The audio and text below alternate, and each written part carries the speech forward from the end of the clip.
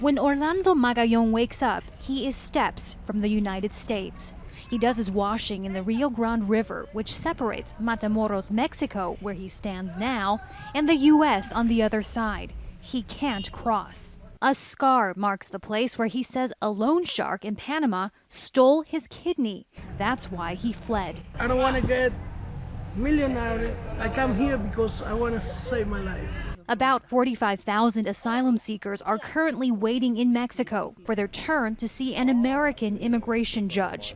These border camps in Mexico are the result of the Trump administration's policy to deal with the backlog of 330,000 asylum cases awaiting hearings. I feel terrible. I feel bad. I'm disappointed. When finally Magallon's turn comes up to present himself in U.S. court, it won't be in a court at all.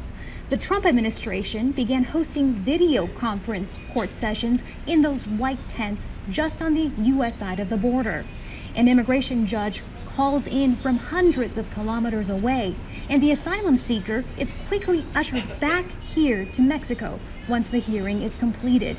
And unlike a traditional court session that is open to the public, these are done in secrecy. Migrant advocates say the lack of transparency is a problem, but they're still more worried about the likely outcome of the hearings. The Supreme Court ruled this month the government can automatically deny asylum to a person who crossed another country before reaching the U.S. That covers everybody in this camp.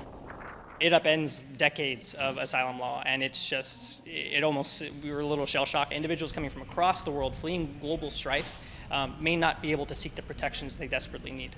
Under the new policy, Magallon has no chance of winning asylum in the United States.